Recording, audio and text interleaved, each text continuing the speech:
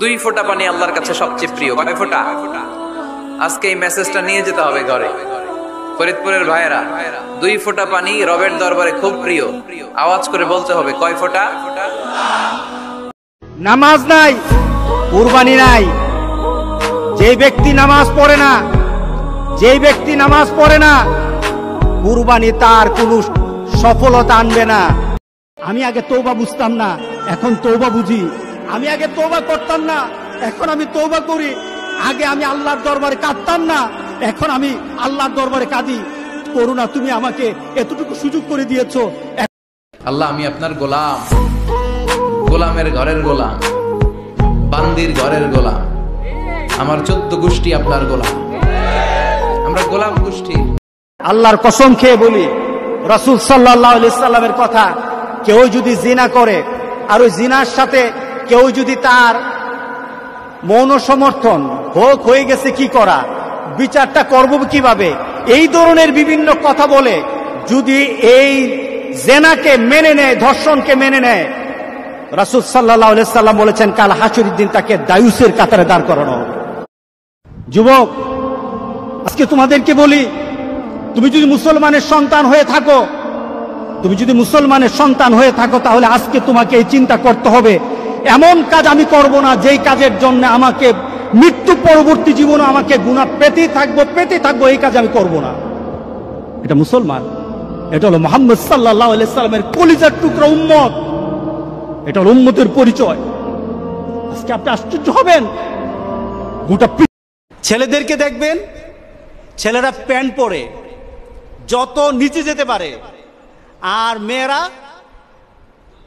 এখন উপরের দিকে উঠায়, হাঁটুর কাছে চলে গেছে। জিজ্ঞাসা করবেন এটা কি? এটা স্টাইল। এটা নাম কি?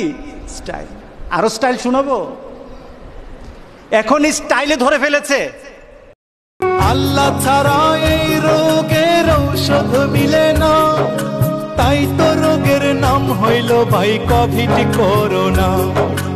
একে একে 200-র উপর দেশে ছড়িল, এর মধ্যে বাংলাদেশও রেহাই না পেল।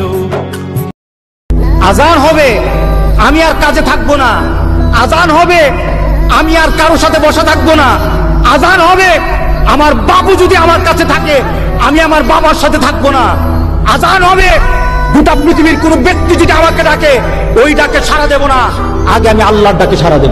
মাঝে মাঝে কবরে যাবেন, কবরস্থানে দাঁড়িয়ে চিন্তা করবেন, এই জায়গায় আমারও আসতে হবে। দিন যাবে, রাত আসবে, বৃষ্টি হবে, শীত আসবে, কেউ আমার দেখতে আসবে না। একা থাকতে হবে, একা, বড় একা, অন্ধকার, বড়ই অন্ধকার। ওই কবরের জীবনের সামান গোছানোর দরকার আছে না নাই? ওই কবরে সুখে শান্তিতে থাকতে চাইলে নামাজ পড়ার দরকার আছে না নাই? কোরআন পড়ার দরকার আছে না নাই? মসজিদের ইমাম সাহেবের সাথে কথা বলার সময় ভদ্রতা বজায় রেখে কথা বলবেন।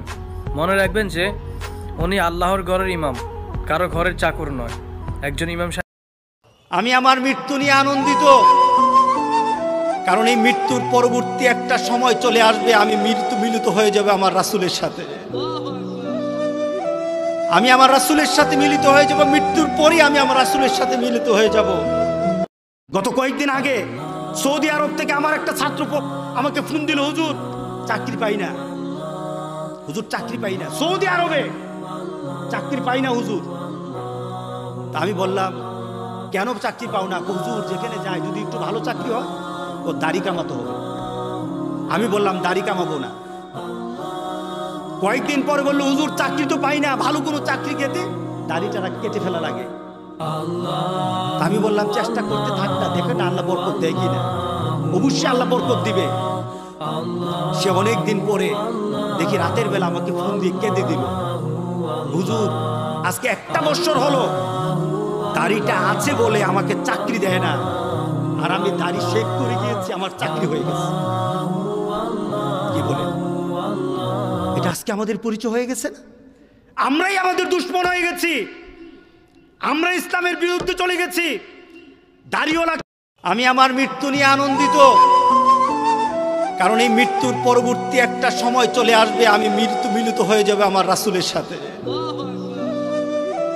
আমি আমার রাসূলের সাথে মিলিত হয়ে যাব, মৃত্যুর পরই আমি আমার রাসূলের সাথে মিলিত হয়ে যাব।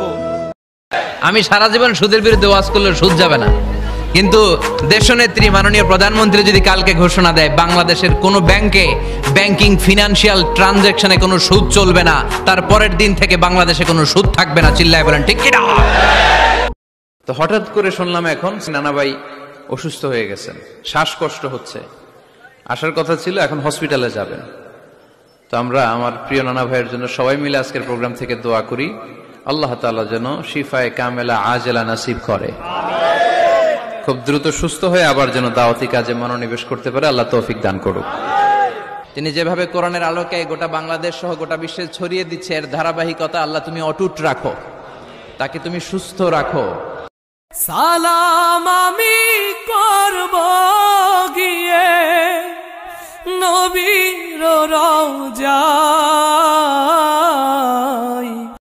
আজকে আমাদের যুবকগুলি নামাজ পড়ে না, মোবাইল ছাড়া কিছু বুঝে না। তুমি মোবাইলে যতক্ষণ সময় দাও তার 10 ভাগের 1 ভাগ আমার আল্লাহর জন্য সময় দাও না।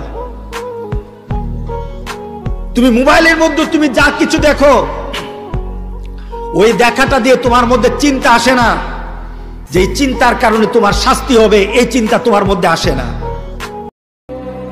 মুসলমানদের মসজিদ জ্বালিয়ে দিতে পারবা, মুসলমানদের কোরআন জ্বালিয়ে দিতে পারবা, মুসলমানদের বাড়িঘর জ্বালিয়ে দিতে পারবা, তবে গোটা পৃথিবী থেকে মুসলমানদের ঈমানকে তোমরা জ্বালিয়ে দিতে পারবা না।